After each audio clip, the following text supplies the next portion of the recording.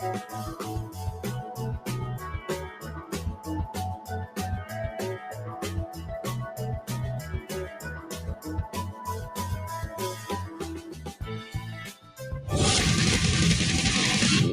buddy. Put that thing back in its holster. We haven't gone anywhere. I don't understand. Check out the MichaelDukesShow.com for information on how to get access to the podcast. Welcome to the party, pal.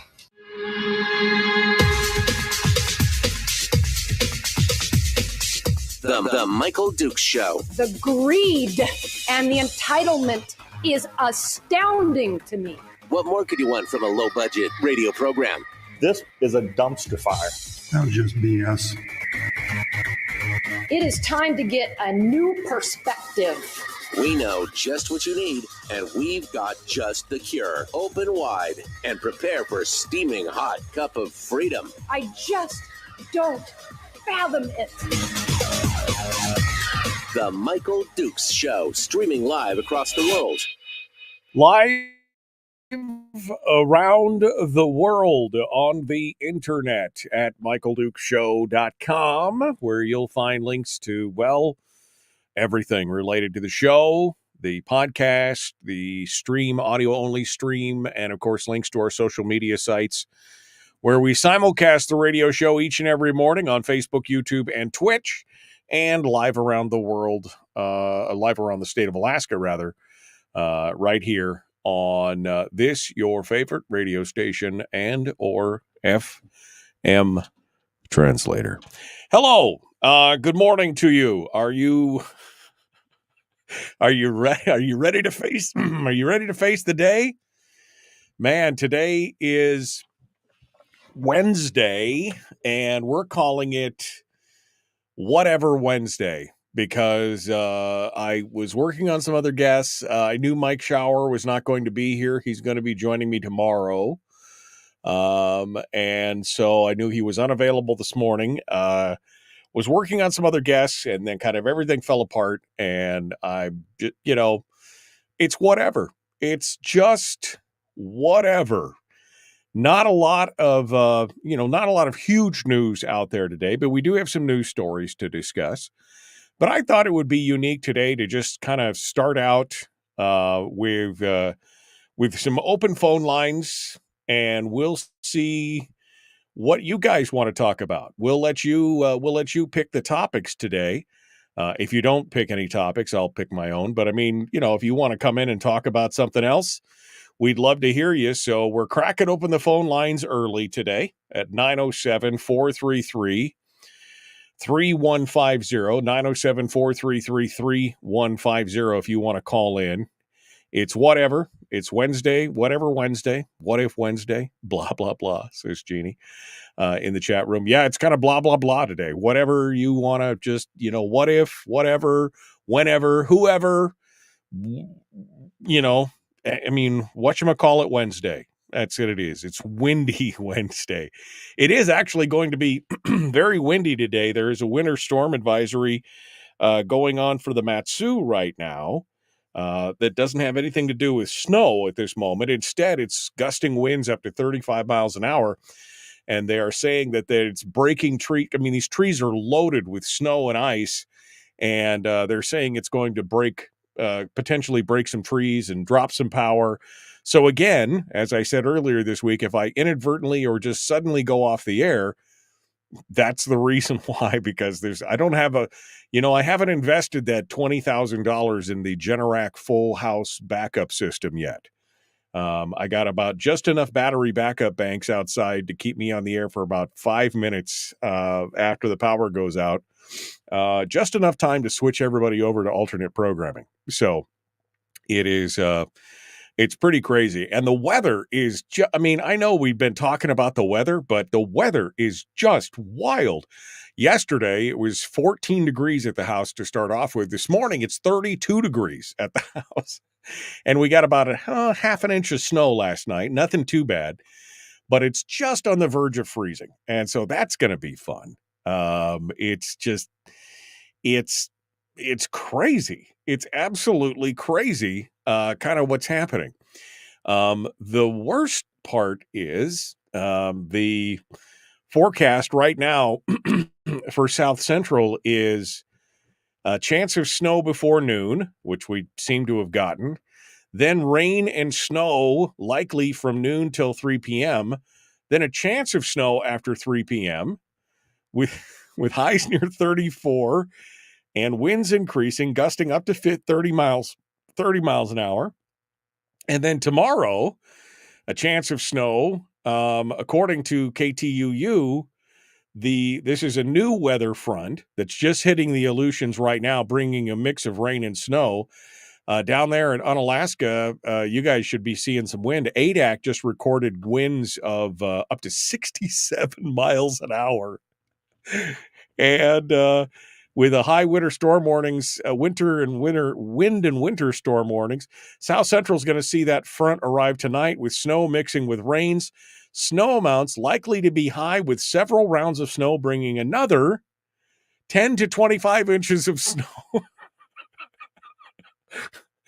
Wow, I knew I should have bought that snowcat to go back and forth to work. I knew that's what I should have got, was that snowcat. That would have been a good idea.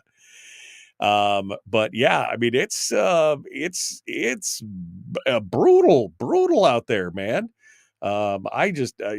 It's crazy. Now, what's going on down, what's happening down in the Kenai? Greg just said it started snowing and now it's raining. It got real warm down there. In the Kenai, or in Homer. The rest of the Kenai Peninsula is snow likely before 1 p.m. and then rain and snow. Highs near 35. A chance of snow tonight. 40% chance of rain tomorrow. And then tomorrow night, it's going to drop like a hammer, and it's supposed to be around 15 degrees. I mean, you just can't, this kind of stuff, you can't make it up, man. This is what, welcome to, if you don't like welcome to it. It's going to be fantastic. Up in Fairbanks right now, 40% chance of snow as well. Cloudy, highs near 26. Tonight, a 40% chance of snow. And tomorrow, a 50% chance of snow, with Thursday night showing snow likely and areas of freezing fog. So,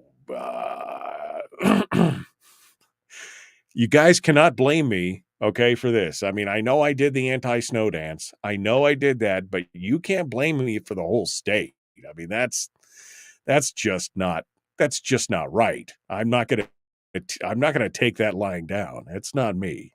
It's not me. But it, of course, has led to continuous problems in the South Central area. MEA is working to restore power to Matsu Borough residents. Chugach Electric has had some problems. I know that somebody said Homer Electric has had some problems as well down there. HEA with some outages. And of course, all this, heavy snow with rain and ice. And I mean, every tree in the area seems to be bowing down to the ground. And of course, that leads to more power outages as well. So we're going to be dealing. This is already, it's already dumped, an average snowfall for a winter in the South Central area in the last 10 days. That's the fact, Jack. So this should be another you thought last year was the snowpocalypse. This year may just prove to be another one for the record books. I saw the record for November, and we were I think it was 0.6 inches, 0.4 inches. We were less than an inch away from having the record snowfall for November, and was the 14th yesterday. So, I mean, it's, this is it. This is it. So this is going to be fun stuff. And I know you guys probably don't care about all the weather stuff. I just find it interesting, as I said, hunkered down in my bunker, watching all this stuff happen. Unfortunately, some of us do have to transit back and forth to the jobs and the work and everything else. It's still good. So it's still as good as it might be. Yeah. And yeah, if you've got snow plows that you're looking to, and graders and equipment that you're looking to get a little work out of, the city of Anchorage is still looking for some help. They declared that snow emergency, which is only good, by the way, till this Friday. So day after tomorrow. And they still have not got enough. They still haven't had private contractors come in, because why? The private contractors are busy working on all the private stuff. That's the problem. I mean, they read between the lines of what's going on, and they're basically saying, yeah, there's not been a private contractor. The city has the option to do it, but the private contractors have all said, sorry, we're busy. We'll see you when we're done. And I do want to talk a little bit about this, because this has now become the next battleground between the municipality and the municipal assembly and the administration. It seems like at every opportunity, the assembly and their cohorts, including the Anchorage School District, want to weaponize this division between the assembly and the mayor. And this is just one more time of that happening. The Anchorage schools are now saying that they won't reopen until most of the roads are plowed, because it's another remote learning. Now, in the Matsu, buses are running, everything's going, school's open. In Anchorage, they say they won't reopen until most of the roads are plowed, which is a little disappointing to others, including the mayor.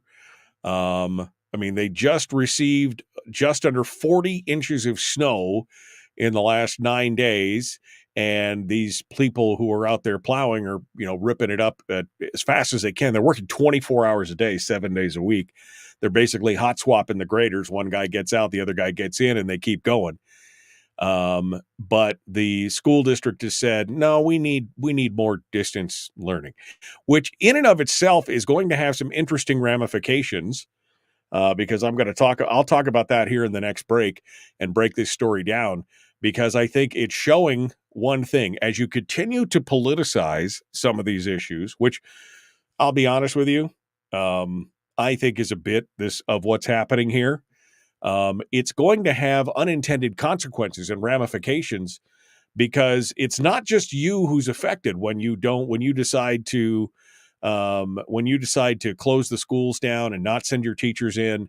And, when you're trying to make some kind of political stab or statement, I guess probably maybe stab wasn't a good word, but political statement at the mayor's office, there are other ramifications to consider. And I have a feeling that some of these folks, they probably ain't really thinking about that. But I will tell you, the public is. They are. So we're going to continue here in just a moment. Phone lines are open. I had one call that got on and got off in like 30 seconds. So if you want to call in, feel free to do so. We'll be back with more of the Michael Duke Show. Common sense, liberty-based, free-thinking radio. Back with more right after this.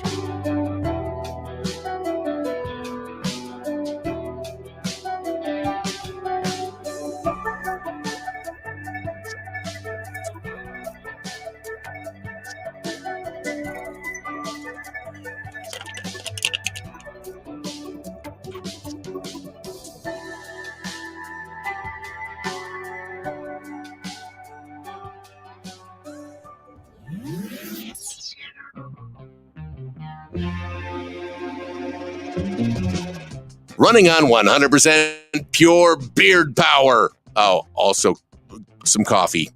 We dip our beard in coffee. Nice beard. The Michael Duke Show.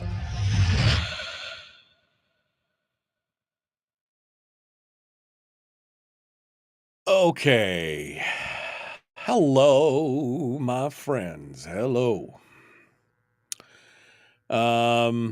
Couple inches down in the Kenai overnight, says Jeannie. Good morning to everyone. Good morning.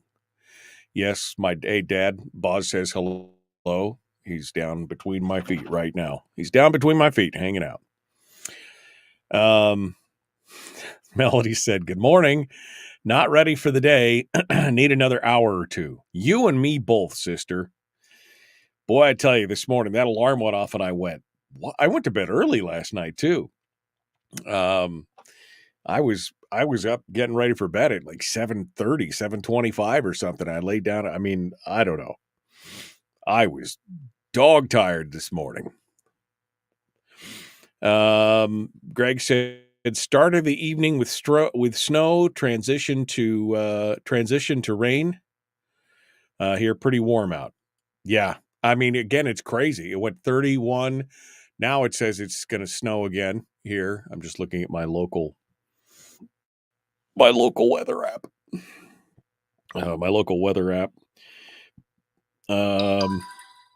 Well, this one says 20. This one's actually more accurate than my computer one. 26 degrees. 26 degrees and overcast here in Wasilla right now. But yeah, it's little tiny bit of stuff going on. Cindy says, good morning. Gut punches in DC. What a poop show. This, Cindy, is why I really don't care about DC, because name me a time when it's not a total, tell me when it's not the brown pants situation in DC, right? Jack says he's lucky to be going to Oklahoma for the next 3 weeks. Yes, you are. Yeah. Good morning. Slick as snot on the side roads. I'm on oxygen, says Gail, so it would be off to the hospital for me to camp out if we lose electricity, says Gail. Don't you have do you have a battery system for your oxygen, Gail? Don't you have a battery thing? I know that Terry's grandfather, before he passed away, was on oxygen. He carried a canister, but then he had one at home. And I don't know. I don't know what's going on. Good morning. Melissa says, spread the joy. Fairbanks would like more than 0.2 inches of snow. Oh, man. Wet, heavy snow. Might want to shovel the roofs. Yeah. Record book, says Rick. Yeah, I mean, it is. It's been a record snowfall. I mean, I just can't even see what's going on. We had a factory witness test this morning at 0400. Glad I had an engineer to assign to get up at 0400, says Brad. Meaning his job said they had a witness test this morning at 0400, and he was glad that there was another engineer he could assign, It sucks when you are more tired when you get up than when you went to bed. I mean, I was tired when I went to bed. I don't know. I'm not tired now, but boy, that was the hardest, was just dragging myself out of bed man. Anyway, those power bricks are awesome. Yeah. I mean, I've got a set of 3 1500, what do they call them? Not 1500 watts. What is it? 1500. Anyway, the big, tall power supplies. Looks like a PC case. I got 3 of them in a rack outside the studio here that run, fingers crossed, run everything. And they should run everything for about 10, 12 minutes, 15 minutes maybe, including the internet. So fingers crossed, if the power does go out, we'll at least have enough time to send you guys on your way before I shut everything down. So we'll see what's going on.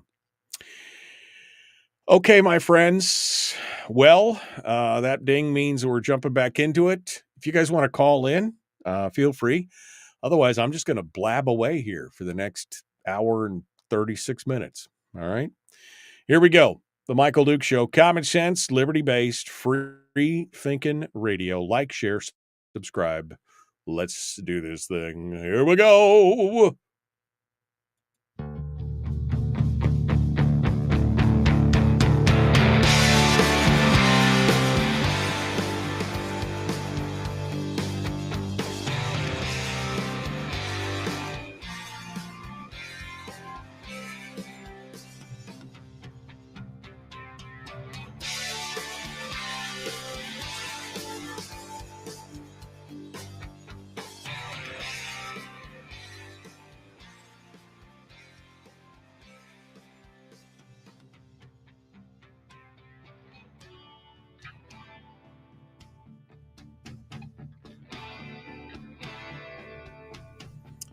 Well, my friends, welcome back to this whatever Wednesday. Whatchamacallit. Whatever you guys want to talk about today is on the table. Feel free to call up and change the direction of my screed, my blabbing. Just said if nobody calls in, I'm just going to blab for a while, and they're like, blab away in the chat room. They're gluttons for punishment in the chat room. I tell you what, they are gluttons for punishment. Now, I see what's going on here in the, I'm focusing on Anchorage because that's obviously the largest city, and a lot of the snow and a lot of the things are happening down there. But if you've been watching from afar, you've been seeing this give and take between the Anchorage Assembly and the mayor. I mean, it is like a cage match, battle royale. The mayor can do no right, can do no good. Doesn't matter if they said, the sky is blue. The assembly would say, no, it's green, and here's why. And the mayor's evil for saying that it was blue, kind of thing. I mean, I'm exaggerating a bit, but it just seems like that the everything that they can do is anyway. And now it looks like they've roped the school district into the battle. Now, maybe they didn't have to rope too hard because I'm sure the school board and the school district feels very adversarial to a conservative mayor. But the Anchorage School District has now decided, and again, the headline in the ADN reads that the Anchorage schools won't reopen until most roads are plowed, district said, which puts people in a serious bind. Now, I think that Alaska's news source KTUU has got kind of the feel of what's going on.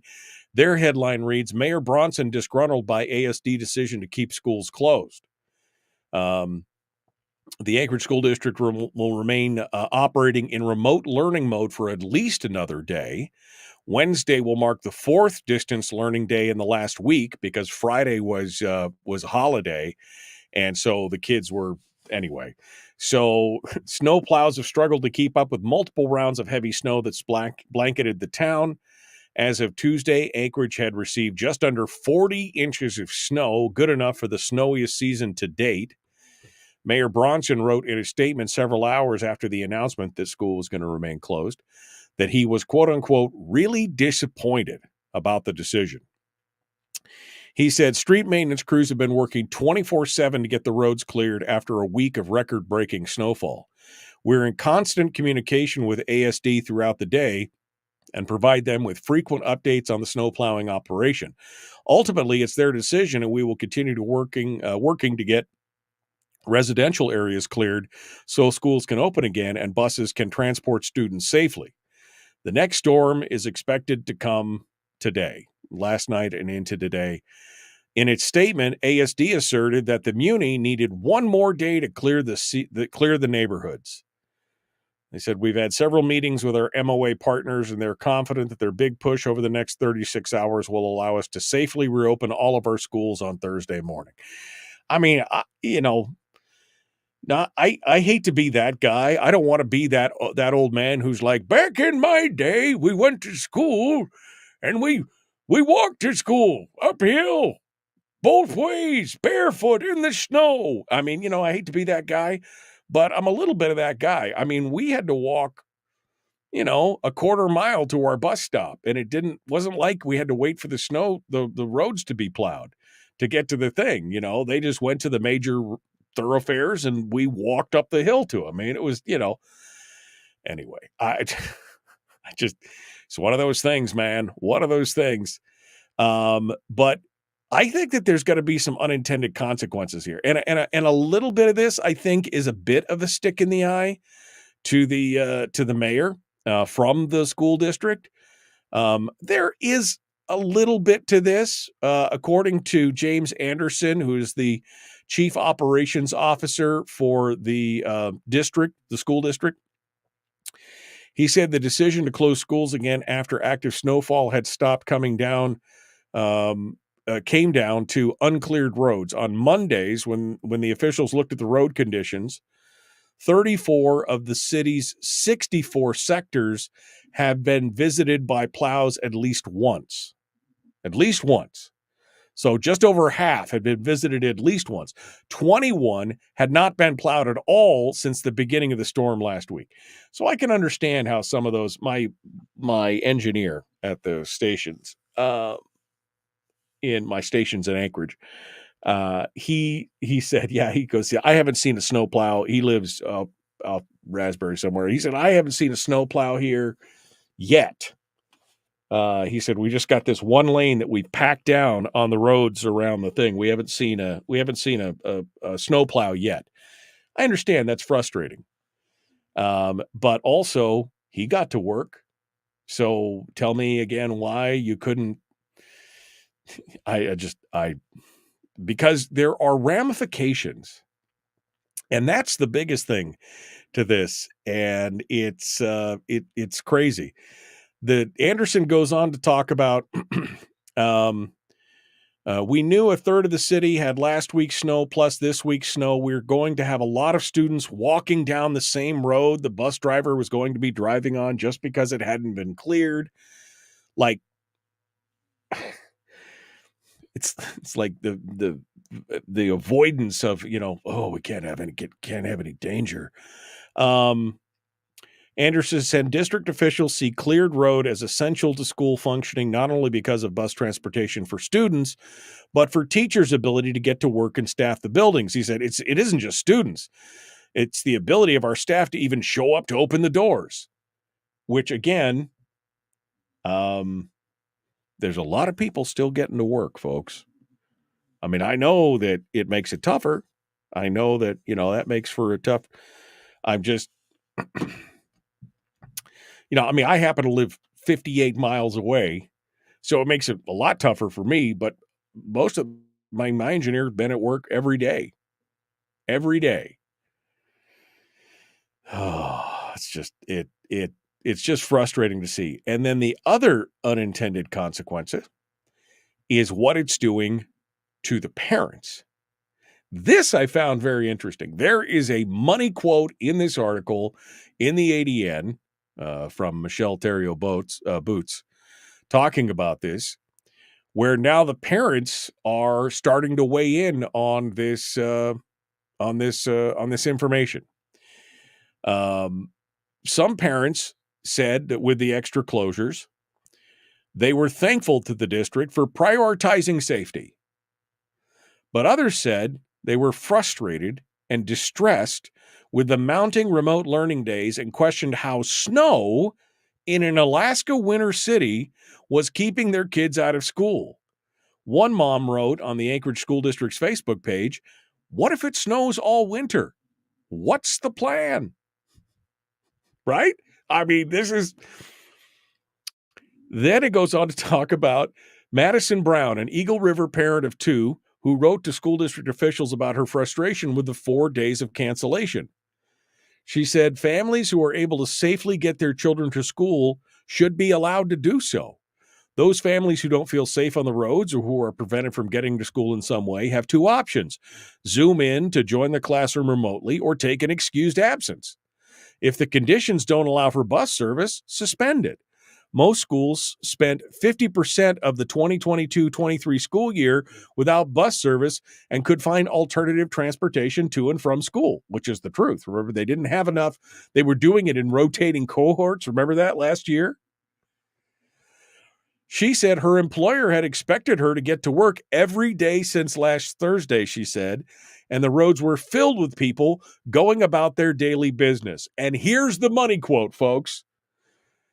"Every time these things happen, my husband and I get closer and closer to removing our students from ASD and finding alternative schooling," she said. Cha-ching! Cha-ching! I mean, that's yeah, I mean, that's what we wanted right there. That was the whole thing right there. Cha-ching! I mean, come on. I mean, yes. You know what, ASD? Keep those schools closed. Keep those schools closed. That $95 million shortfall, that'll be a drop in the bucket in the future. Just keep doing it. Because, I mean, this woman is right. Her employer expected her to get to work every day since last Thursday. Now, everybody can understand a tremendous amount of snow. I mean, for me, like on Monday, I mean, I had almost 10 inches of snow on the road out in front of the house. I wasn't going to make it down the road very far. And have to go in. Now, I was able to get one vehicle out. If I'd had to go in, I could have taken that vehicle and gone. But I mean, not everybody is going to have that option, right? So sure, one day, but when it's one day leading into 2 to 3, now 4 days, the employer at some point is going to go, "Hey, sister, you got to come into work. You got to come do the stuff that you're supposed to be doing." I understand that it may be difficult, but that's what you signed up for. And this idea that the school district, especially after last year, I mean, the fact that she mentioned the fact that most schools spent 50% of last year without bus service, I had totally forgotten about that. But that's right. Remember last year, they didn't have enough drivers. They spent the entire school year doing rotating cohorts where only some of the students were bused, and then they'd rotate to a new area. So why don't you just open up the schools and let people rely on people to get their kids to school? Why don't you just do that? Because it's,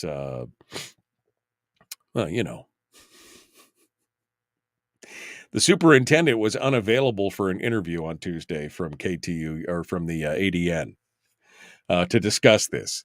And again, Bronson was like, we've been in contact with these people like constantly telling them what's going on and keeping them updated. And everything was looking good until all of a sudden they decided that they weren't going to reopen the schools until we got into all these residential areas. So, wow. I mean, just wow. But that money statement right there, every time these things happen, my husband and I get closer and closer to removing our students from ASD and finding alternative schooling. So keep going, Dr. Jarrett. Keep going. I don't know if he's a doctor or not. Keep going. Keep going, doing what you guys are doing. Just, you know what? You guys are sinking you're drilling holes in the bottom of your own boat. Because these just don't have political ramifications. These things don't just have political ramifications. They've got real ramifications on parents who are out there trying to earn a living and depending on you to do the job that you were supposed to do. Now, whether we can have an argument as to whether or not that's a good plan, whether we should utilize the school system as, our daily babysitter so that we can go out and go do work and stuff. I mean, there's a whole thing built into that.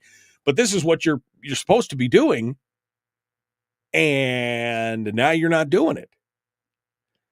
Every time these things happen, my husband and I get closer to removing our students from ASD and finding alternative schooling. Yeah, baby, that's it right there. That's what we want right there. So keep it up. Just keep it up. That will be fine. Don't stop doing that then. More and more people will discover the joys of working with their neighbors, families, and friends in a teacher share or a learning pod. Maybe putting them into a Montessori school or maybe even homeschooling them themselves. Just keep going. Just keep doing it. All right. We got more coming up. The Michael Duke Show. I got some good news. I don't know where I'm going to fit that in, but we'll fit it in sometime. We'll talk about the latest in the political news.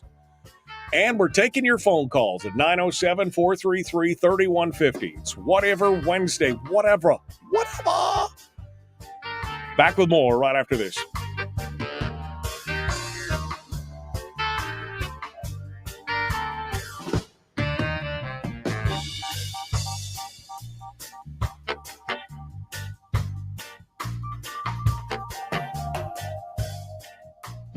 If you missed the show, you can listen to it on your time with Dukes On Demand. Oh, and it's free. Like America used to be. Streaming live every weekday morning on Facebook Live and MichaelDukesShow.com.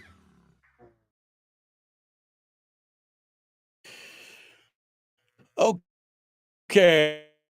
Let me see what you guys have been talking about. Let me just see what you guys have been talking about. Wacky Weather Wednesday.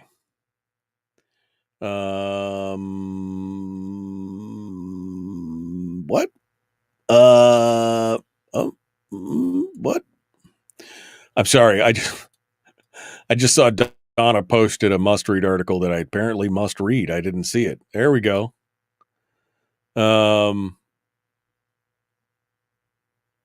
Okay. Let me get on to this story.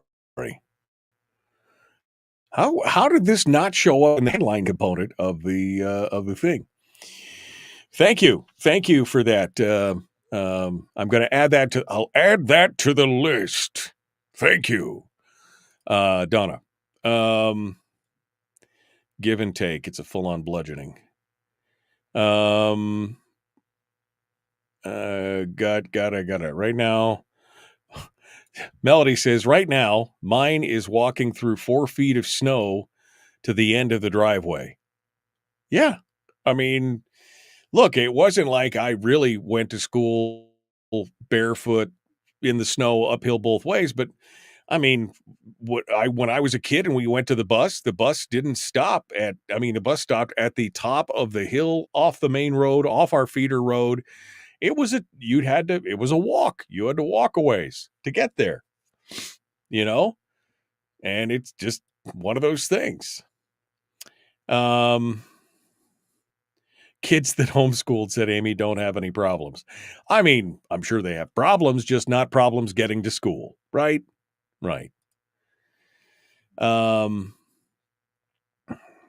How long have you been waiting to use that sound? I've had this sound for a while and I forgot. I just forgot until the moment that I was reading that and I was like, oh, wait, I probably should have done that one, but it's been a while. I mean, I got so much. I got all these things here that I never use. I should do, I should do a little bit more of that.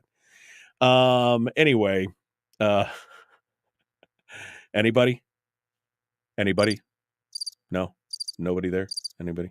No. Okay. Anyway, it's snow, says Richard. This is my favorite comment this morning so far.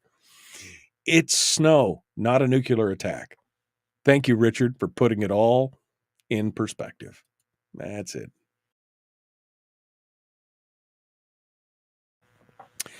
Richard said he's down on the peninsula, and that granted they haven't got quite as much snow as the other places, but he delivers Meals on Wheels and still makes it and delivers to folks in the back roads, side roads, folks that can't physically plow. Some people need to quit crying. They make lift kits for the minis, says Jeannie. I don't know. I got Blizzaks on that thing, and I have driven on the highway in the past with, 6 inches of snow on the highway, no problem. But when I looked at that 10 inches out in the road where I wasn't getting kind of a run up to it, I was a little worried. But, I got a Chrysler, all-wheel drive Chrysler 300, took it right out. Away we went,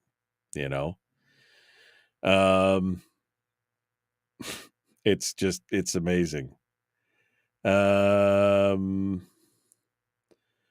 Again, hurting hardworking lower and middle income Alaska families, said Brian. To steal a phrase, you're hurting hardworking lower and middle income Alaska families, just like what Brad said. Bill says, hey, I'm still expected at work in a nuclear attack.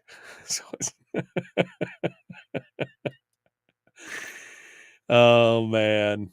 Yeah. Did somebody scoop me on the news? Yeah, I hadn't seen the Ben Carpenter announcement, which we'll talk about here in the next segment. So, I mean, it was just one of those things. Okay. Boo-hoo. Oh, my gosh, Melody. Boo-hoo. I walked to the lodge in Chistachina for a 1-hour bus ride to Glen Allen. I have zero sympathy for him. Oh, man. Every time the walrus opens its mouth, it's the womp, womp, womp. Yeah, that's it right there. Okay. I should use that more often. I really should. It's been there forever, and I just haven't. What else do I got? I got the other one.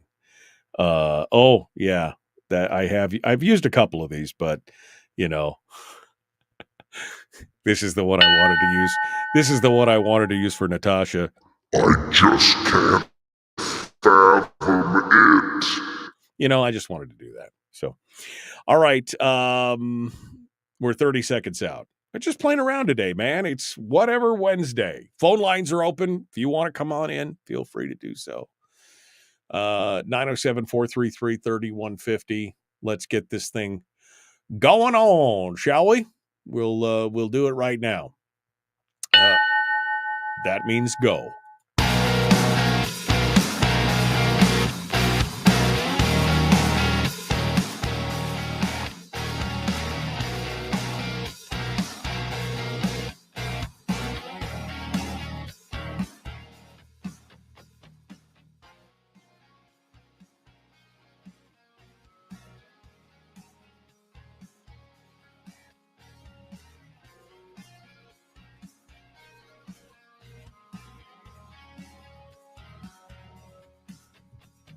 Okay. Well, we're moving ahead here into the end of hour one of the big radio show for this kind of whatever Wednesday. We could turn it into a what if Wednesday if you want to do that. I mean, there is snowpocalypse going on, right? Although I do have to say that today, Richard in the chat room is winning the internet. You, my friend, have won the internet for the day with his comment about all this snow removal and everything else going on and all this other kind of stuff.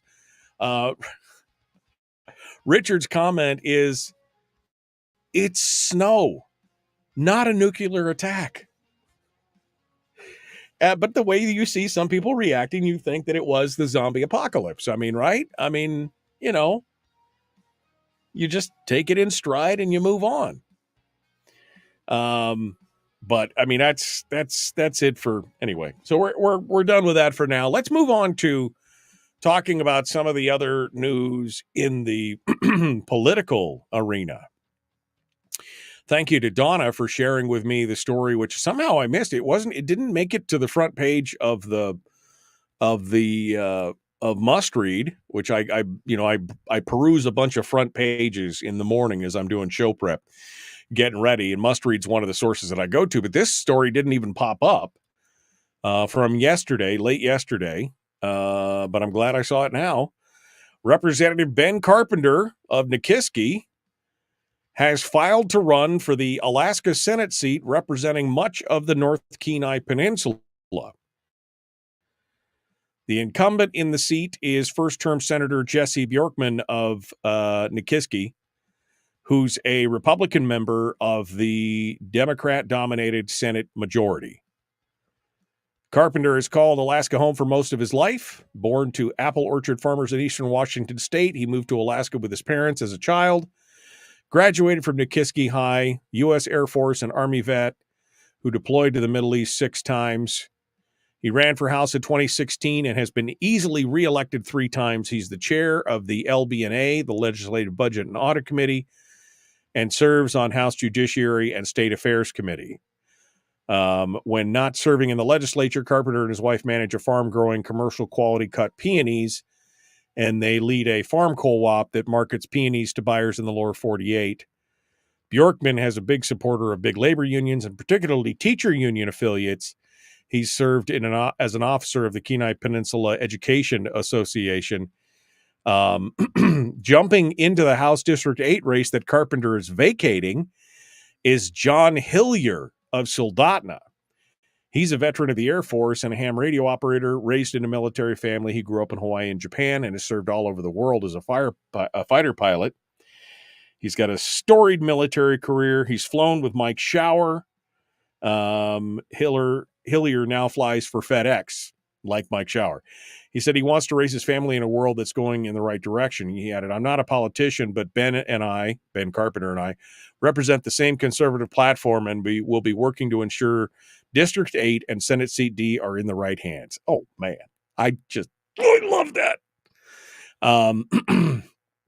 I think that's awesome. I think that is absolutely awesome.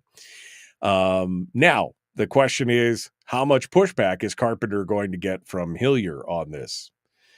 Not from Hillier, but from Bjorkman and his supporters. Obviously a lot, because Bjorkman had a lot of things going on. Bjorkman had a lot of money being pushed behind him, and this should be a very interesting race. Let's put it that way. And now imagine a Senate with Ben Carpenter in there, and maybe we could get one or two more. Just imagine putting one or two more senators in there of a more conservative, brand or direction, and imagine what that does to the makeup of the Senate. I mean, I'd like to think, what would it be like if we could replace somebody like Gary Stevens or Click Bishop or the Walrus? Bro, the Walrus. I mean, I don't know. I don't even know if that's possible. I mean, Bert Stedman could be in there for life. I mean, he could be the Don Young of the state legislature. It could be 20 years from now, when he's been in there for 40 plus years doing his thing. The citizens of Sitka could continue to keep him in there. But imagine if we get Carpenter in there, and then we start replacing some of the other ones. What happens in the makeup of the Senate, and what does that do for us overall? It's a huge change. It's a huge change. And I, for one, would be excited about this. Let me tell you something I'm not necessarily as excited about. The next big news, which was reported by the AP and Ira Samuels over at the ADN and several other outlets, Alaska Lieutenant Governor Nancy Dahlstrom announced yesterday that she is running for the Alaska's lone U.S. House seat, challenging Mary Peltola. Dahlstrom dubbed herself in her campaign announcement as a conservative Republican, law enforcement leader, military, and veterans advocate. So, that's great. She's been around for a coon's age. She's served as lieutenant governor for less than a year. But before that, she served as commissioner to the Department of Corrections. She was in the state house from 2003 to 2010. She took a job as military affairs advisor in Governor Parnell's office. She did that. She ran for, she's been not a government functionary. That's not a right word. She's been part of this political machine for 20 years, right? Because that's when she joined the state house in 2003. So for 20 years, she's been working in and amongst Juneau and the legislature and running in and out of different administrations, being commissioners of different things. Now she's lieutenant governor. But she's already running again. She's going to run against Nick Begich. Now, remember, we're still stuck in this ranked choice voting thing. And so if we get two conservative Republicans who are vying for the same slot against Mary Peltola, even without the acrimony that was going on between Begich and Palin, you're still splitting the vote. What? I just can't fathom it. Why would you do this? What is why? Why would you? Now, the Alaska Republican Party has yet to announce formal endorsements for the race because, of course, they haven't. Some political observers said Begich and Republican former Governor Sarah Palin lost because they spent much of their time fighting each other. Yes, you get two strong conservative figures in there. They're going to fight with each other, and the winner is going to be the one that stays out of that fight. And in this case, it's the Democrat, Mary Peltola. Dahlstrom contributed $100 to Begich's 2022 House campaign. She has no records of contributing to campaigns of former President Trump. She did make several contributions to Mitt Romney's presidential campaign in 2012. Well, that tells me everything. I'm sure I've never met the woman. I've never talked to the woman. I'm sure she's a lovely person, but at some point I'm just like, why do we, if we get another House race, another, U.S. House race where we've got 57 candidates to run for the open, open jungle primary.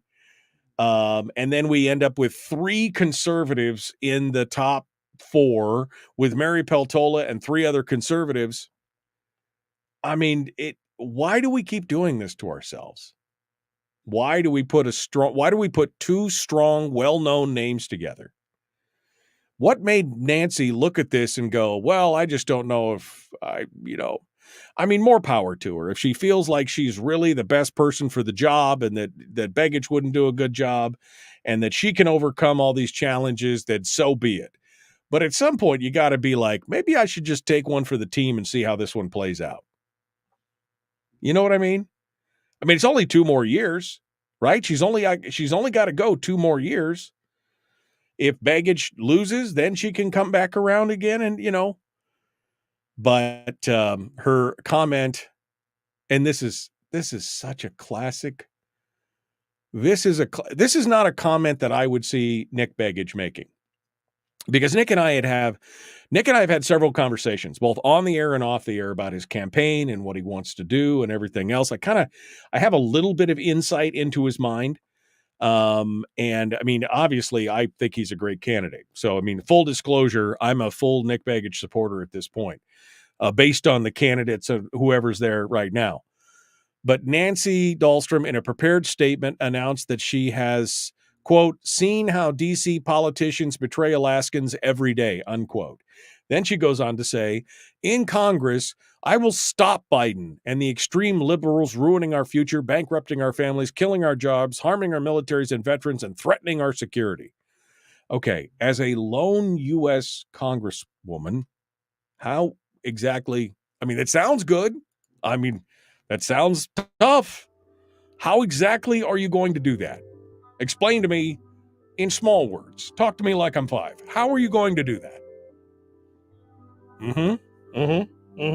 I'm waiting. All right, we got to go. The Michael Duke Show. Common sense, liberty-based, free-thinking radio.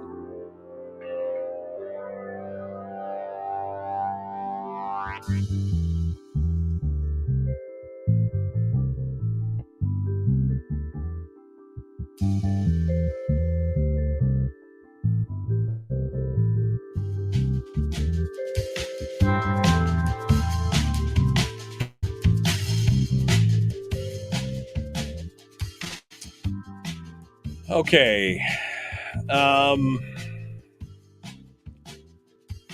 Yeah, Oliver Anthony at the State Fair, September the 11th, right?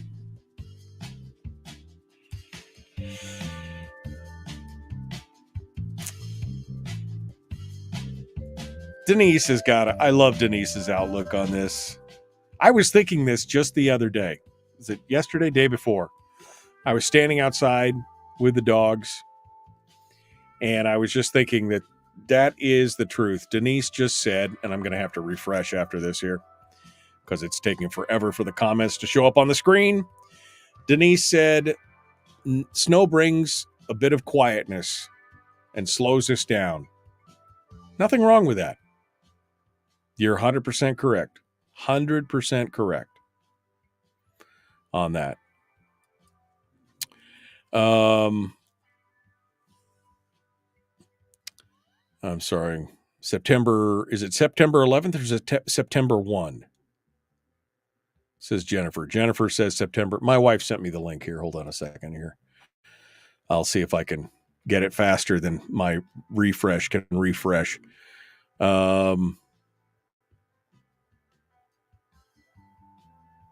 Okay, going through here. Right here. Come on down. September. Oof. Man, the internet is crawling today. Thank you, GCI. Come on, baby. It looks like September 11th on the little picture. No, it's September 1. It's a bar. That's why I said it was September 11th. September 1st, 6 p.m., the Alaska State Fair. That's next year already. It's already next year already. Anyway, so we'll take a look at that here. Okay. Let me go back over to the comments here. I got I'm having a hard time doing it. Let's see. Bjorkman had union money. He's a liberal wearing an R to get elected. I think instead of conservative, said Brian, we should use the term fiscally sane as an identifier. If we get at least 5 conservatives in the Senate, said Donna, the minority will get a committee seat. It'll get committee seats. Oh, man, I love that. People in Nikiski, says Jeannie, are not sure what happened to Jesse. We're not sure what happened, but Jesse got the nod. In the past, I'm assuming is what you're saying there, that Jesse got the nod in the past.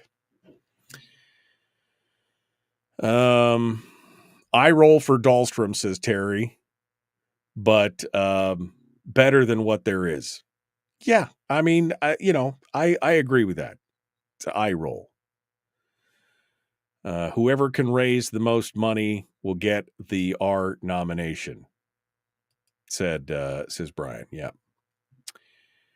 It wouldn't be splitting the vote if stubborn conservatives rank the red, said Jeremy. That's yes, but the possibility is there. That's the problem. I pick Nick. Hashtag I pick Nick, says Jennifer. That's I like that. I like Ike and I pick Nick. Nancy's girl. Okay. Cliche. Tyler, I love it.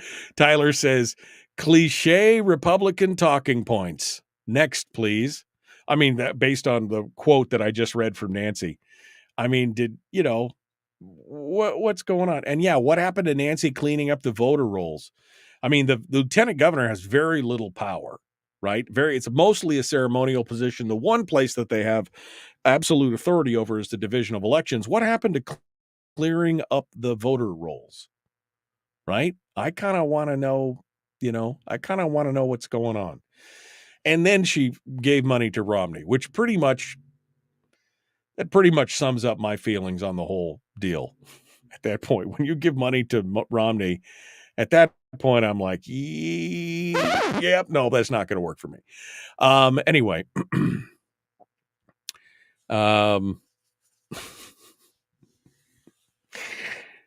all right, we are coming up here. We're coming up here in just a second. Going to have to do a refresh to get everything back and running and up and ready to go. So let's do that right now, and we'll get it squared away.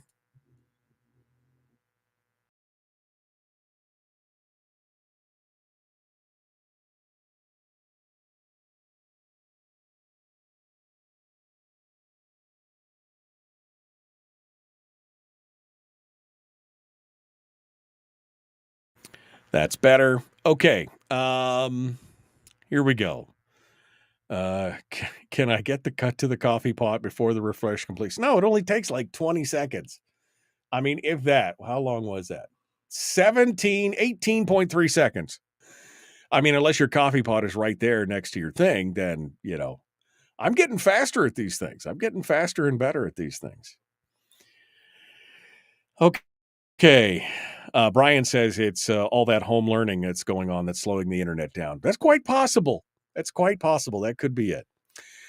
All right, my friends. Well, let's get started, shall we? In hour 2.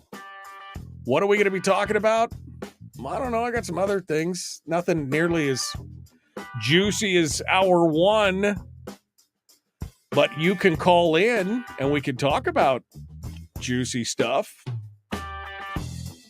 I mean, whatever. Here we go. Hour 2 right now.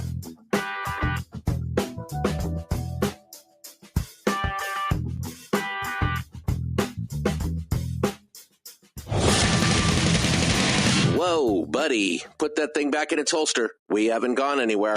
I don't understand. Check out the MichaelDukesShow.com for information on how to get access to the podcast. Welcome to the party, pal.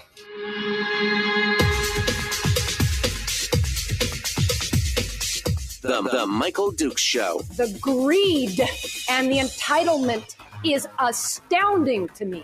What more could you want from a low-budget radio program? This is a dumpster fire.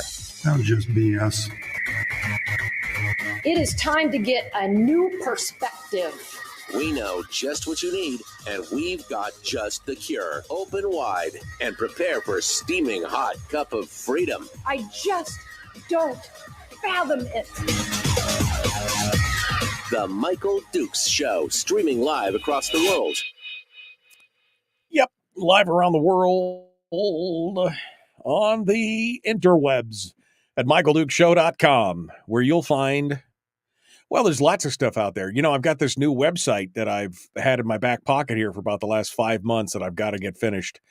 It's got one more thing to do, and then it's a brand spanking new website. Oh, so pretty. Anyway, but right now is my older website, which still works. You can find links to the audio-only live stream, which you can stream on your mobile device, your phone. You'll also find links to the podcast, where all the podcast links, you know, for iTunes, Google Play, Spotify, TuneIn Radio, all that. And, of course, you'll find links to our social media sites where we simulcast the radio show on video on Facebook, YouTube, and Twitch. All those things going on each and every day at michaeldukeshow.com. And, of course, we're here broadcasting across the state of Alaska on this, your favorite radio station and or FM translator. Welcome to Hour 2, you lazy bums. Bones? Bums? Did I call you bums? Lazy bones? You could have been members of the 6 o'clock club if you had just gotten up 9 minutes ago and tuned into the show. I mean, that's all it took is, you know. But that's okay. Welcome to the program. We hope you are ready for another beautiful, brisk, snowy, rainy day, which is what we're facing. Most of the lower half of the state is going to be snow and rain. South Central on down to the peninsula is snow mixed with rain for the next couple days. This latest weather thing from the meteorologist, was it Jackie Purcell or something over at KTUU? Snow amounts will likely be high with several rounds of snow over the next few days in South Central, bringing 10 to 25 inches of snow, depending on where you are. I mean, you just can't get away from it. Welcome to Alaska. So anyway, welcome to the program, and thanks for it. But I mean, yeah, it's the rain and the snow. That's what, you know, the snow, once you get the snow on and then it rains a little bit and then you're like, oh God, oh no. Anyway, you can go out there and just enjoy it. So be careful today. School is still closed in the Anchorage School District. Matsu is wide open. Matsu's got their running. They're doing what they need to do. But the Anchorage School District is closed. I think schools are still open down in the peninsula. They only got a couple inches last night. And everybody else seems to be proceeding ahead. Today on the program, do not blame me. No more snow dances for Dukes. This was because I was been joking all of October that I was asking everybody to participate in an anti-snow dance so we didn't see snow until after Halloween. And then the world dropped on us. And I'm not going to take responsibility for that. I'm just not going to. You can't make me. You just can't make me do it. Today is Wednesday. Normally in this hour, we would be joined by Mike Shower, but he is not available today. He's supposed to be joining us tomorrow. And I had some other guests that kind of fell apart. They didn't fall apart, but the scheduling fell apart. And so today is what I like to call Whatever Wednesday. Just whatever you want to talk about. you want to ring us up and talk about something completely different than what we've talked about. Yes, even national stuff. I mean, I'll comment on it. It's not something that we focus on the program, but if you want to talk about it, like I said, you're driving the bus this morning. 907-433-3150. 907-433-3150. Sandy just said in the chat room that the Matsu 911 is down, which I saw an article that said that it is back up. So I don't know if that's still true or not, but it's I don't know. It has been down, but they're trying to get it back up. Where was the so many different stories and websites this morning? Here we go. Matsu's 911 phone line's back online. This is from KTUU. Their emergency phone line is back online, according to the Wasilla Police Department. They were out 9 p.m. on Tuesday that the 911 and non-emergency phone lines have stopped functioning for unknown reasons. But apparently they got them back working again. So that's good. Also an interesting article today. I call today Mental Health Wednesday, says Melody. Okay. I mean, I'm with you. Sometimes you just need a mental break.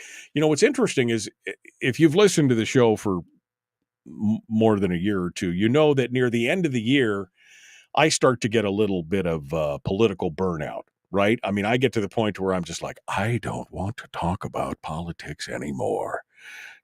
I want to talk about something else.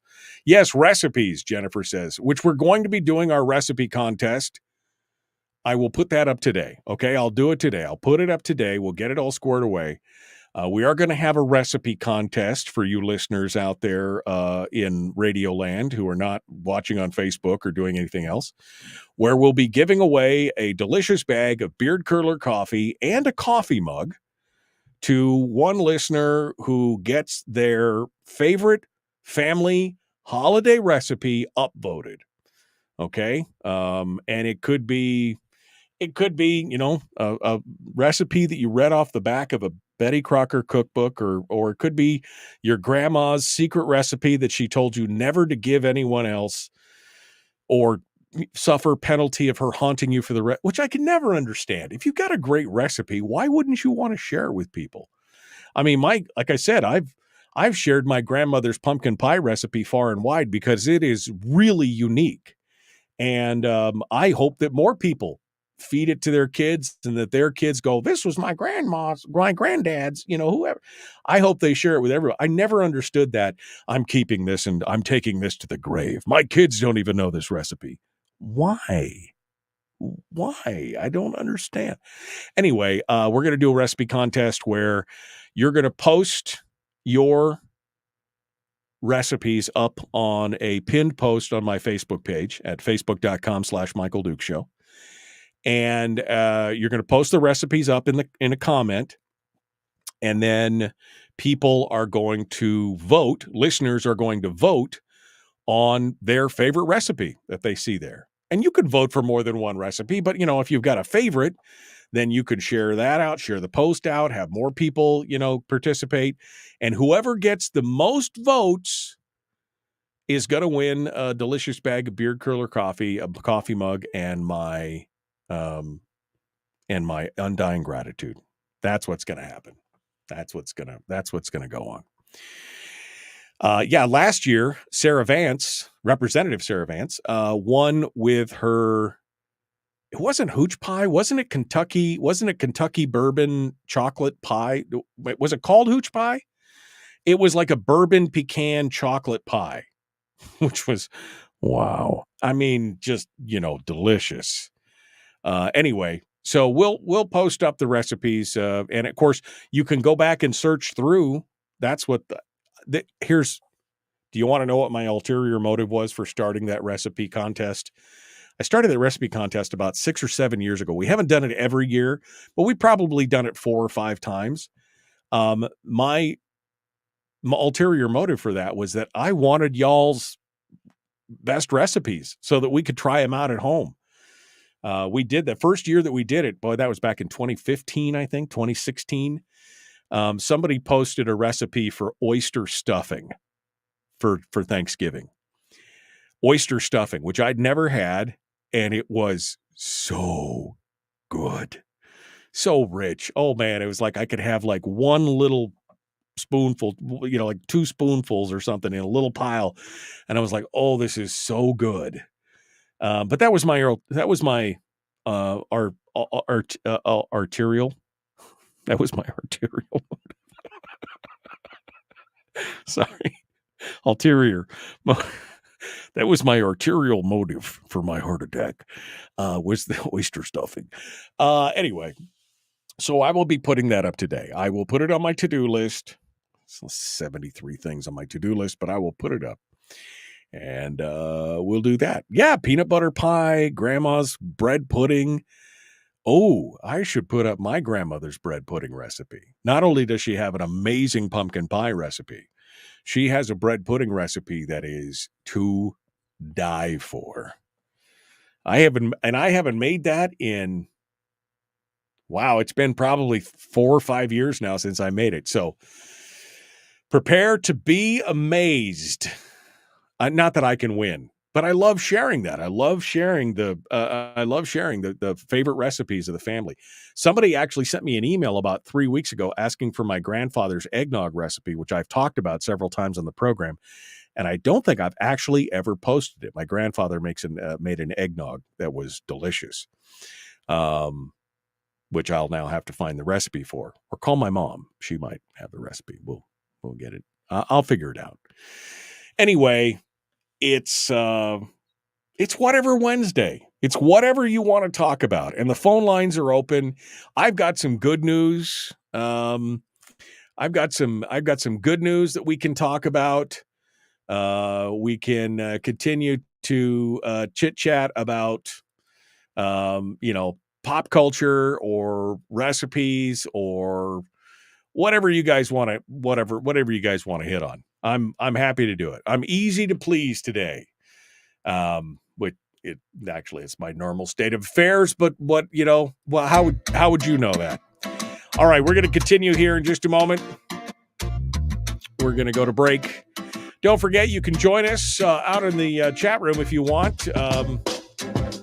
Just 50 or 60 of our closest friends on Facebook and YouTube. Feel free to come on out and join us. Facebook.com/Michael Duke Show /live. The Michael Duke Show continues. Phone lines are open at 907-433-3150. We'll return with more right after this.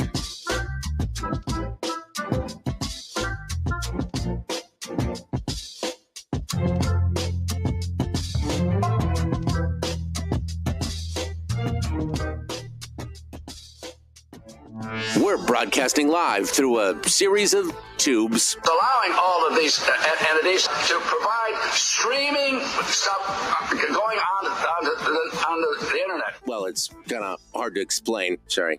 Streaming live every weekday morning on Facebook Live and MichaelDukesShow.com.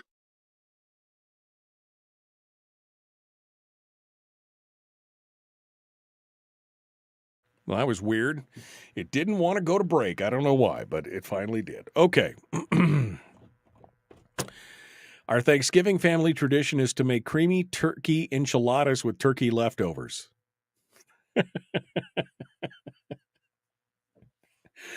Yes, that is a great idea. My wife makes a leftover meal. First of all, the day after, it's all about the Dickens sandwich. That's what we call it. It's the Dickens. And that's where you take stuffing and you make it into a patty and you start to pan fry it so it gets crisp on one side. And then you lay the turkey on it and then a little dab of mashed potatoes and then a little cranberry sauce. And then a slice of Havarti. You get it all hot on the thing, and then you put it on the bread of your choice with a little spicy mustard. That's a Dickens sandwich. That is so delicious. But then after that, because we usually get an enormous turkey, I've had a turkey that's so large it won't fit in my 12-quart Nesco roaster anymore. It's like a 25-pound turkey, but we eat the whole thing because then she makes turkey tetrazzini out of it, which is a creamy, noodly. It's like a fat kid in a candy store. So good. So good. Ooh, yummy. Eggnog. Cold. Think cold and creamy. Yep. Cold, thick, and creamy. I like eggnog. I always have liked eggnog. I mean, if I could find somebody who used to work for the Matanuska Maid Dairy and could tell me what the recipe was for their eggnog, I would hold them hostage until they gave me the recipe. Because that was literally the best eggnog I've ever had in my life. I love my grandfather's eggnog, but it's it's thin. It's a little thin. I like it to be thick and it's like not a milkshake, but not quite that consistency, but thick and spicy. The cardamom, the nutmeg. Oh, so rich, so delicious. Oh. You have to make eggnog yourself, otherwise it's too sweet. Well, I mean, I'll be honest with you. I don't. I really try and watch the sweets for the most part, but that would be one thing that I would not forego the sweet on. I can handle about 1 or 2 cups of eggnog, but that's about it, says Jeremy. Yeah, I mean, you can't have too much of it. I mean, usually 1 little cup or 1 little glass is enough. It would be good stuff. All right.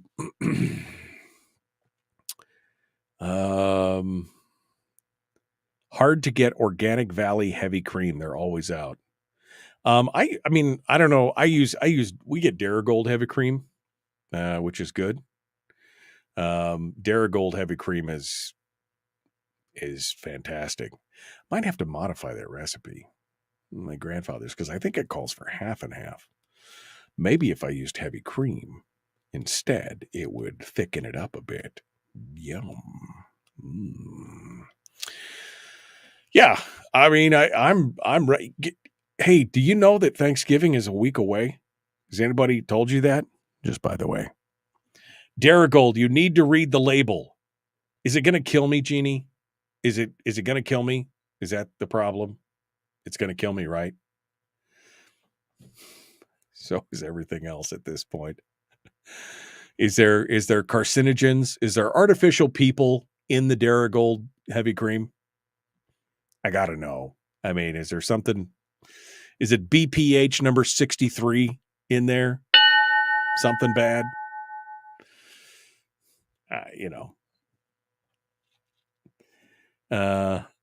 Can you pronounce half of what's on it? Maybe, says Jeannie. I don't know. After I saw one of the specials about how organic stuff is not, is sometimes even worse for you than regular stuff. At this point, I'm just like, I'm just going to go with the companies that I trust. That's all I can do at this point. All right, back with more of the Michael Duke Show. Common sense, liberty-based, free-thinking radio. Like, share, subscribe, ring the bell, do all the stuff. Let's get to it. Here we go.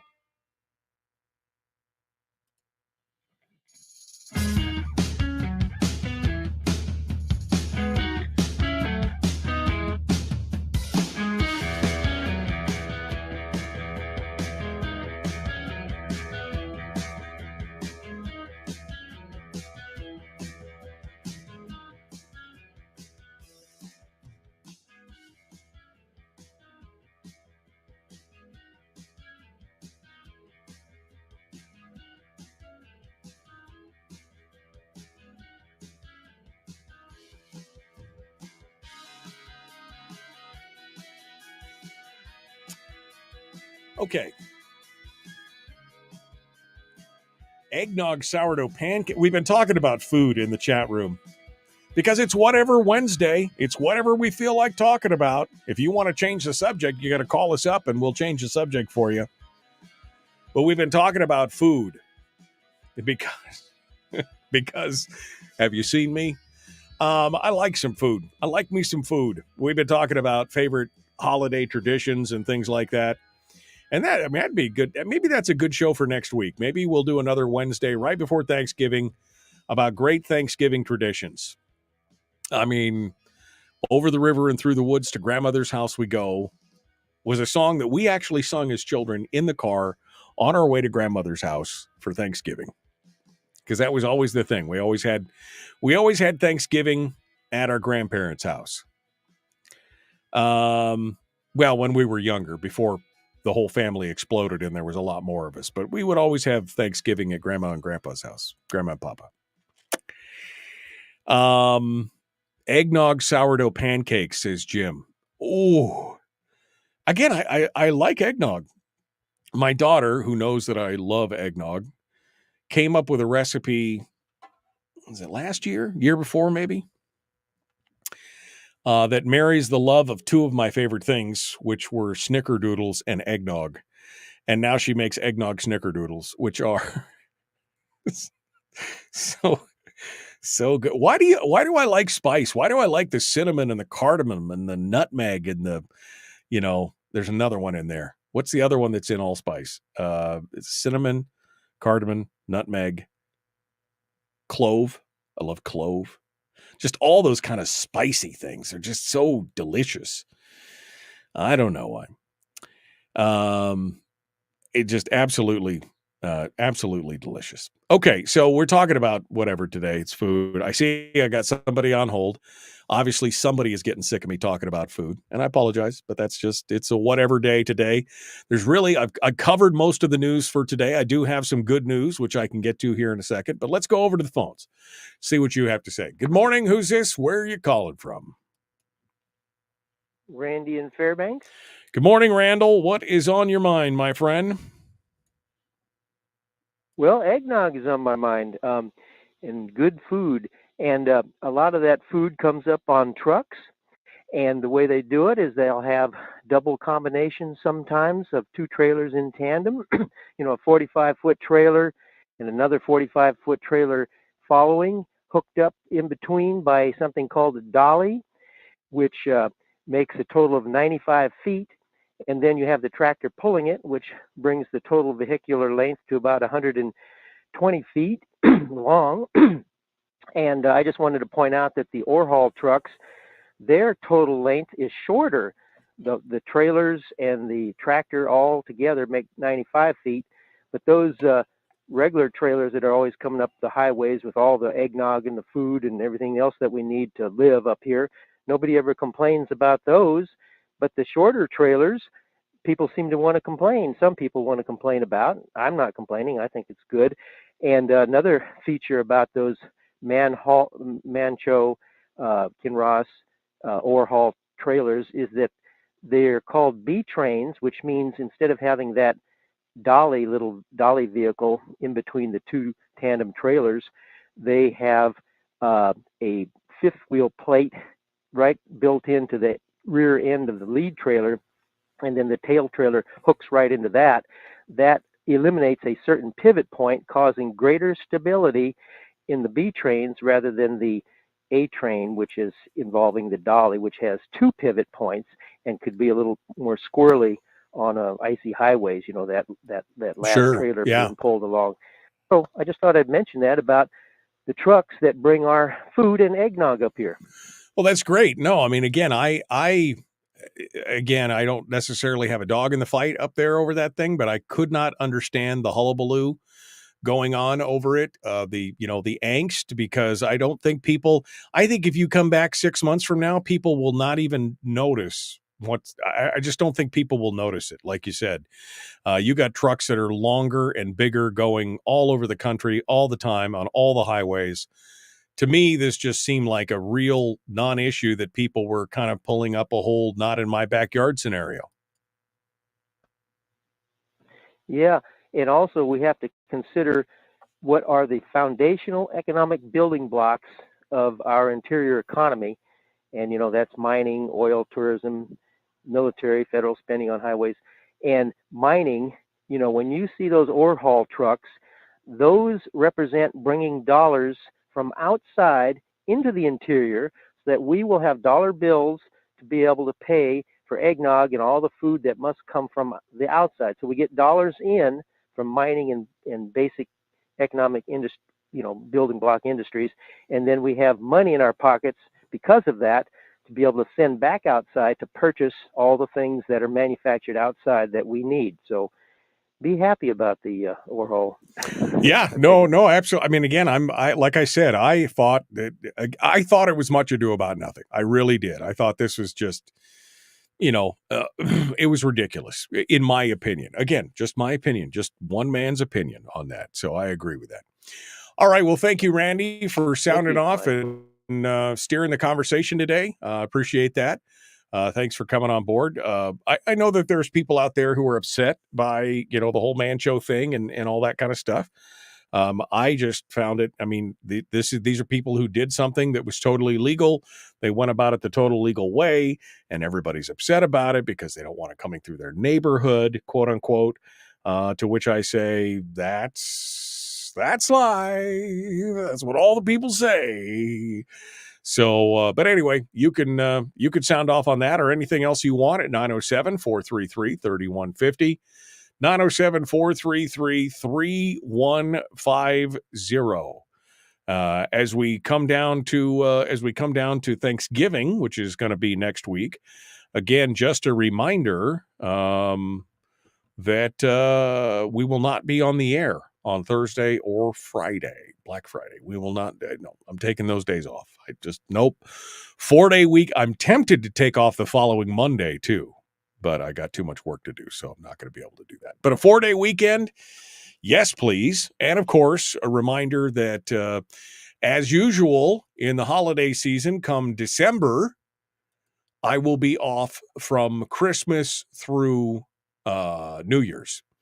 So there will be a full week where I am on vacation, a full week or so, and I will be back and enjoying it. But that's the time that I look forward to a recharge, an absolute recharge. So just making sure you guys are aware of it ahead of time, because I don't want to get any emails or text messages or messages on Facebook about where are you.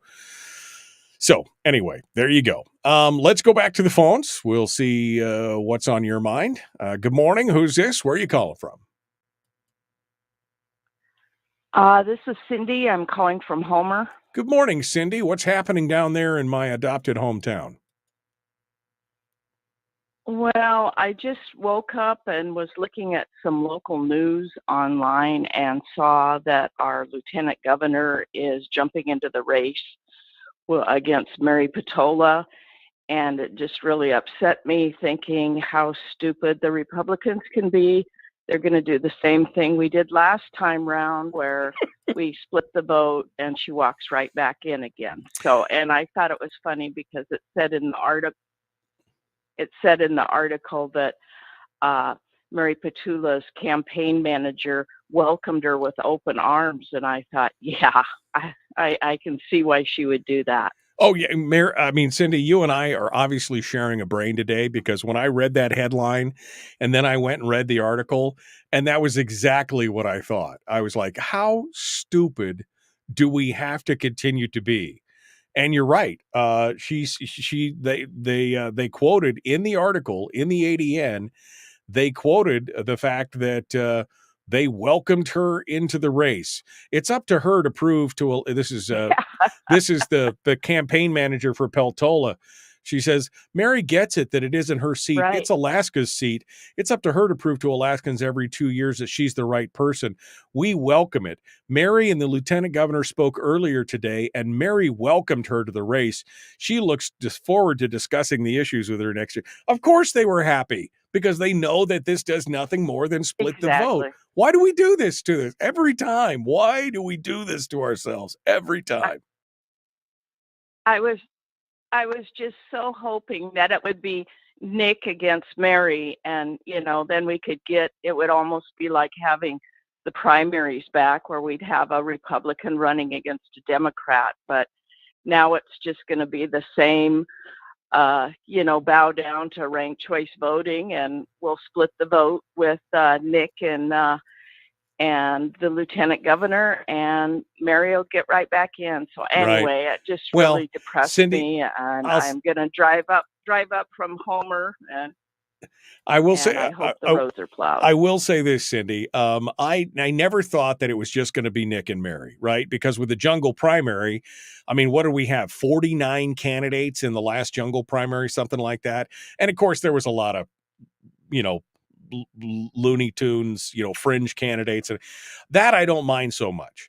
But if you put two named Republicans, two well-known named Republicans against each other, that just seems foolish. Now, if it was Mary and it was Nick and it was like Chris By, the Libertarian, maybe the Libertarians get a candidate in there and do something like that. I mean, I could see that. That would be a solid race. But putting 2 or 3 well-named Republicans into the race against Mary, and Mary's almost going to win by default, right? If we rank the red, it'll be fine, but you can't count on ranking the red because people just can't figure that out. No.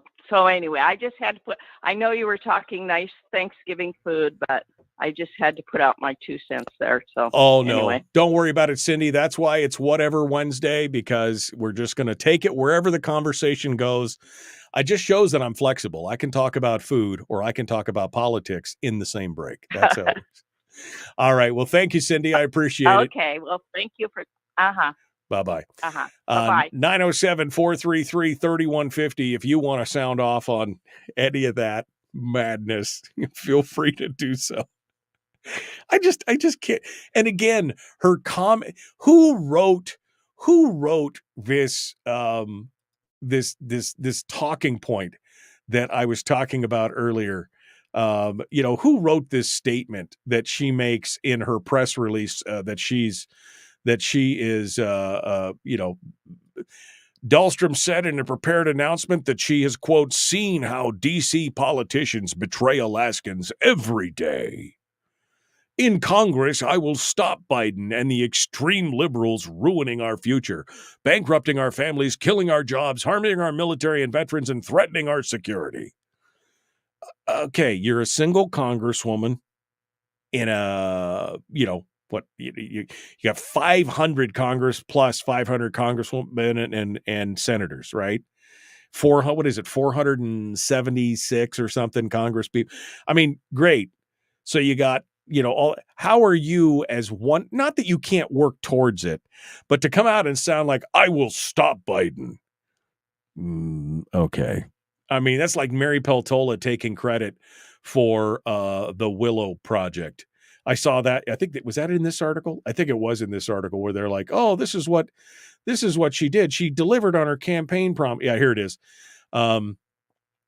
Her campaign manager said that Peltola had, quote, delivered on key campaign promises, unquote, by securing approval from the Biden administration for the Willow oil development, advocating for millions of dollars in federal funding to develop the state's energy grid, and opposing the Kroger-Albertson merger, and advocating for abortion access. So, I mean, all these things. Okay. I mean, to think that somehow, again, this is part of that larger where we're deceiving ourselves in so many ways that, one person, especially now, maybe Don Young, because he had the seniority, he had committees, all those things are great, but it takes years to build up to any kind of clout when you're a single congressman in the House, right?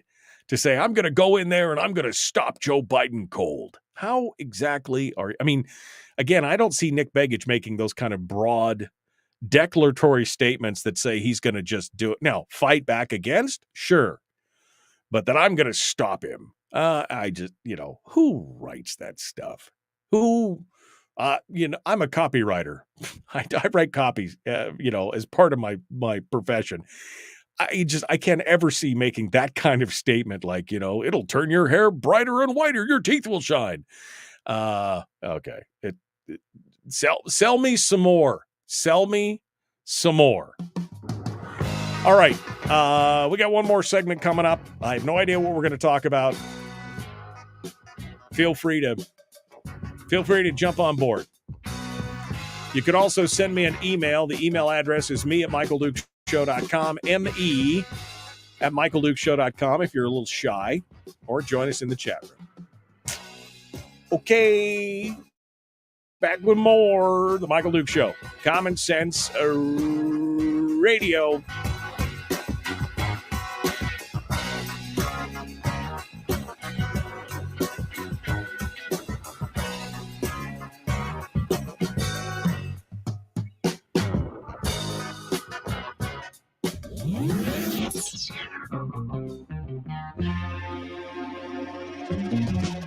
Running on 100% pure beard power. Oh, also some coffee.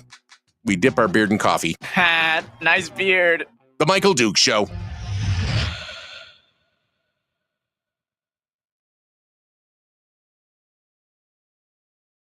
Oh, okay.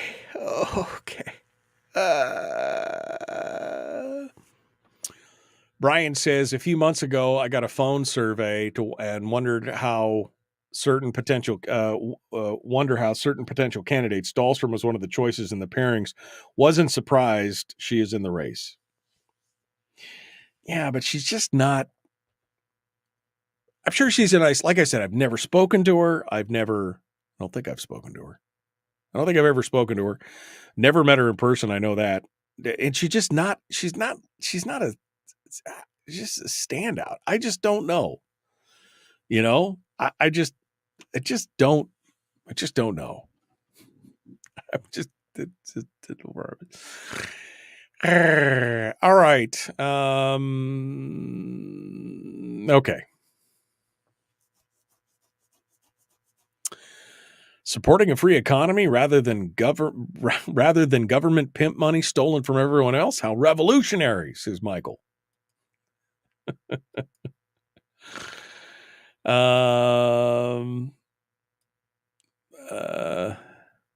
My husband is working at Mancho, making and is providing for my family. Good for you, Melody.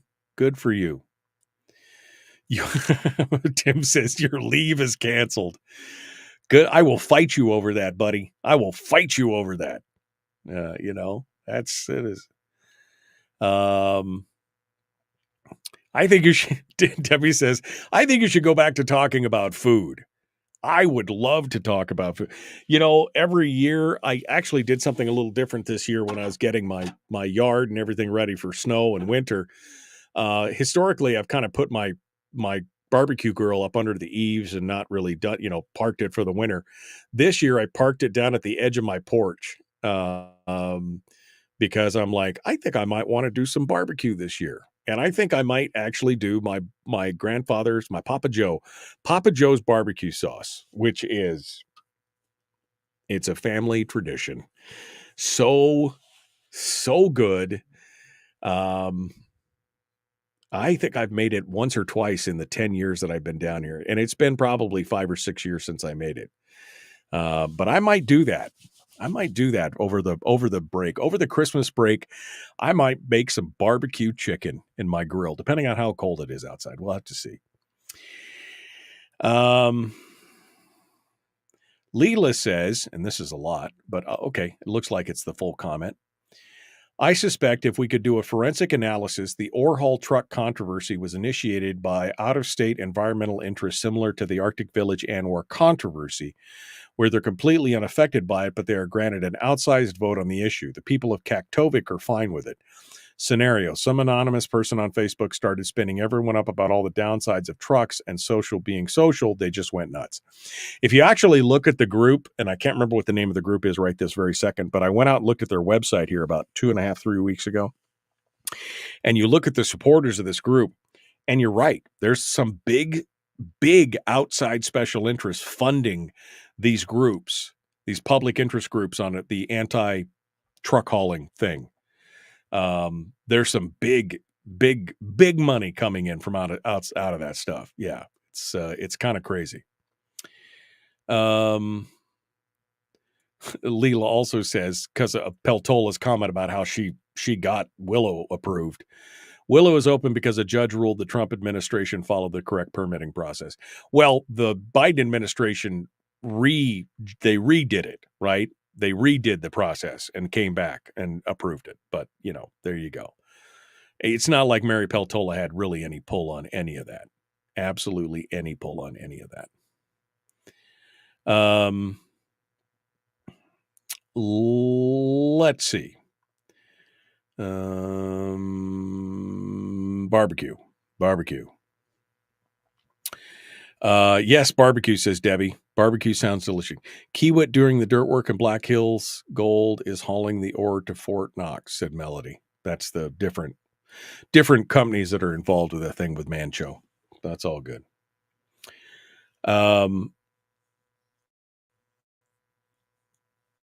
The anti-Bronson Crowd 907 initiative, which I've also been on their website recently.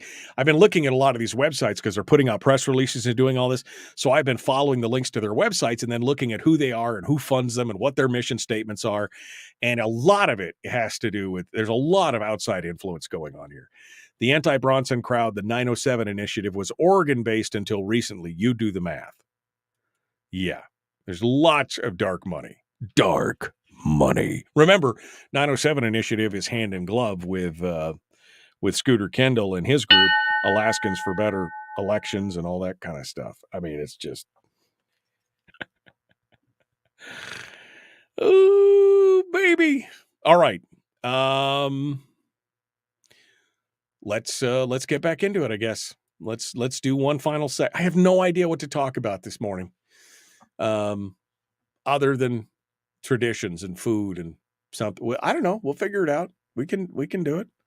Super warm outside. I know it's already warmed up like 3 degrees since we got started.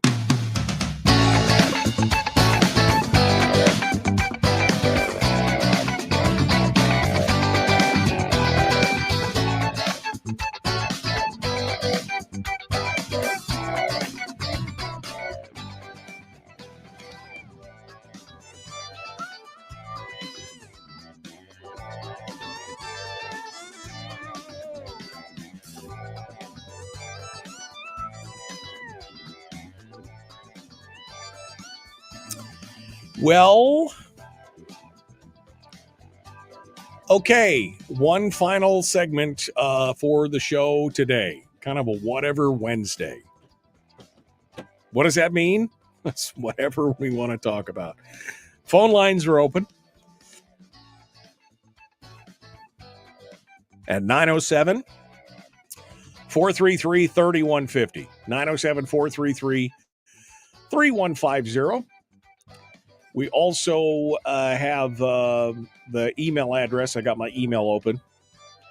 907, me at MichaelDukeShow.com. me@MichaelDukeShow.com. I'm glancing through the headlines of my email right now. And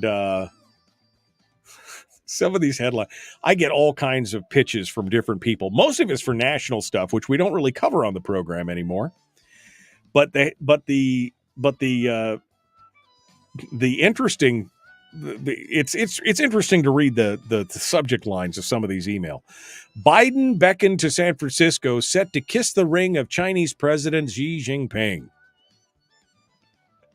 That's the, that's one of them. What was the other one? Economic analysis available. Why is Congress more fearful of a government shutdown than our debt? That's actually a good question. Why are they more fearful of a government shutdown than the looming debt crisis that we're talking about?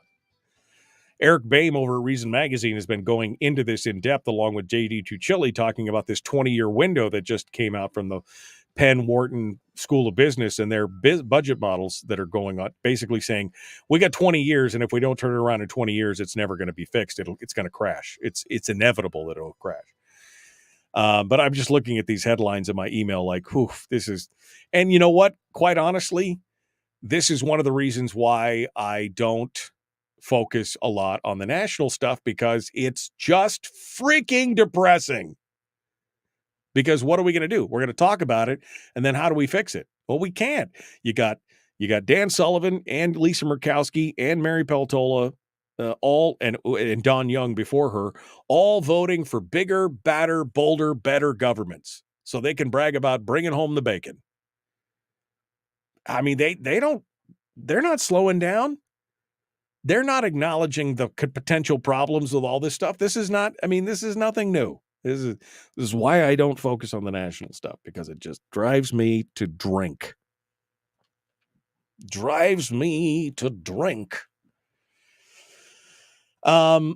Anyway, email address is me@michaeldukeshow.com. If you want to put something happy in my email, feel free to, if you want to give me some good news, I would love to talk about that. Well, you know what? We should talk about the good news. I actually drug up some good news stories today.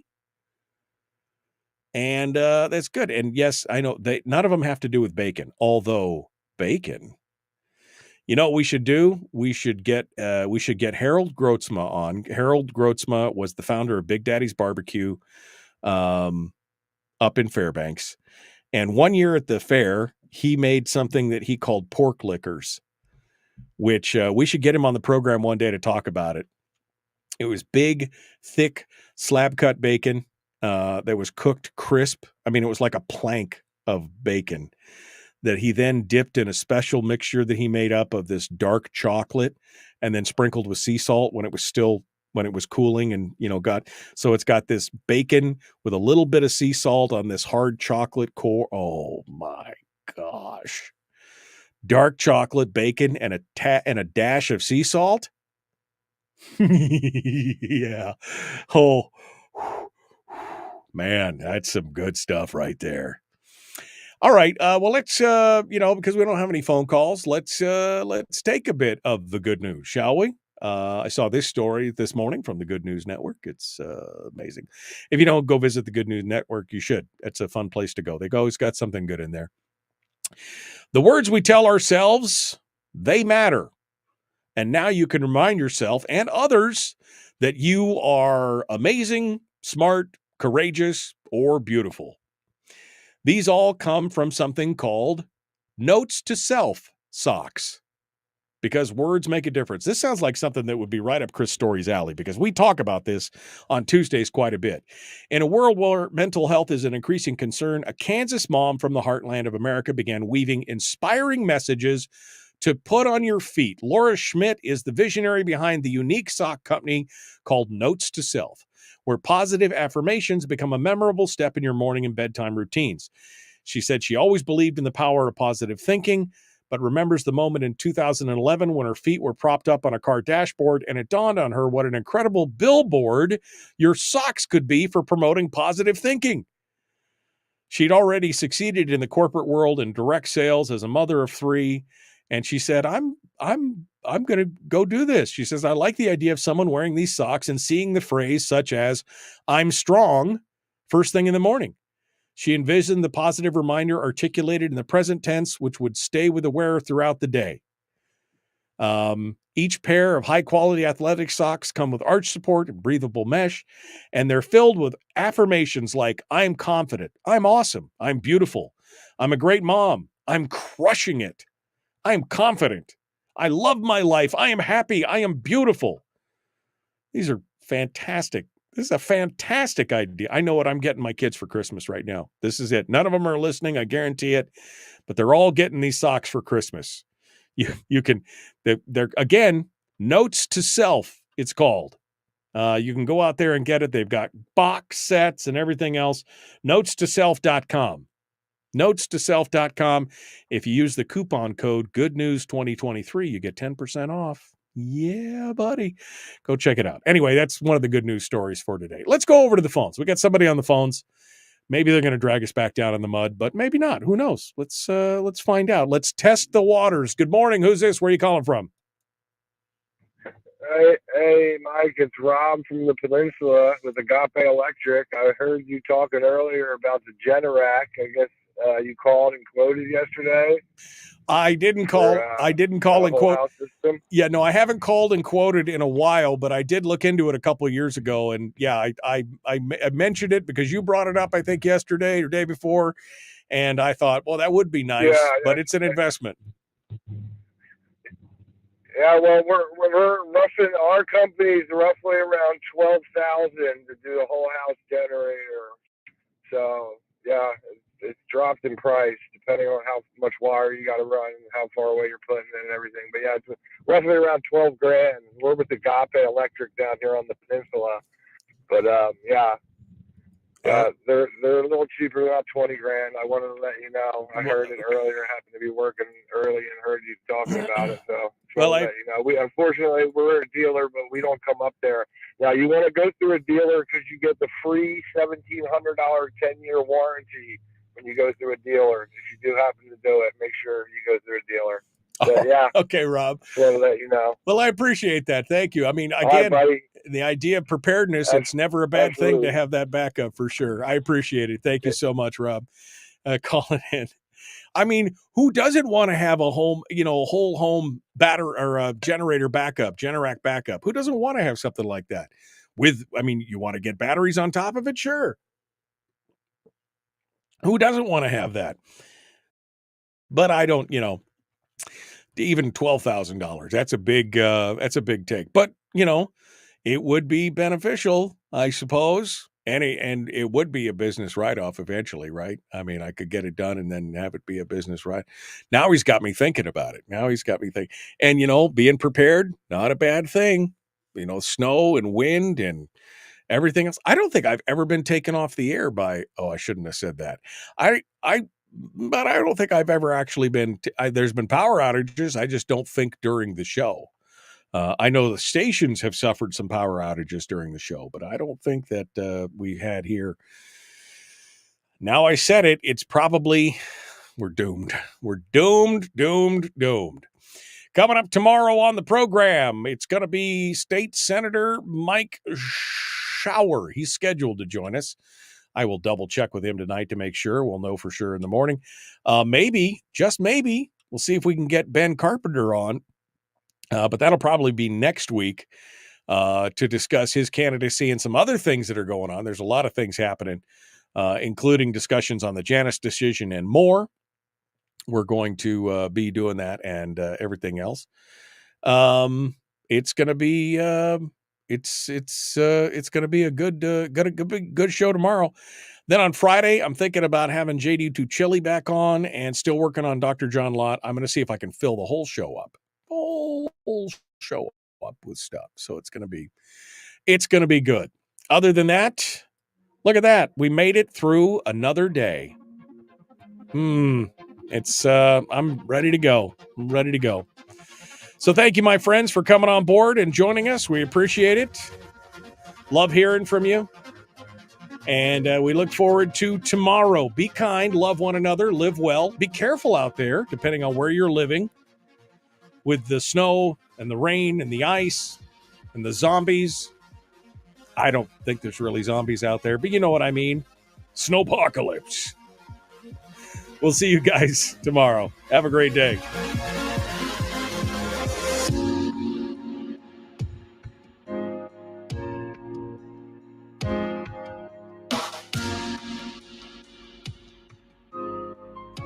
Okay, my friends.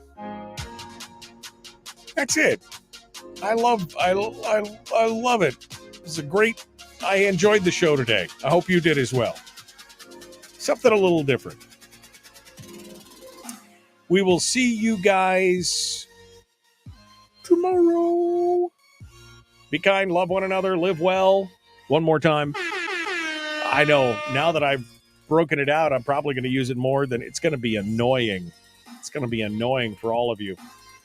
We'll see you tomorrow, my friends. Have a great day.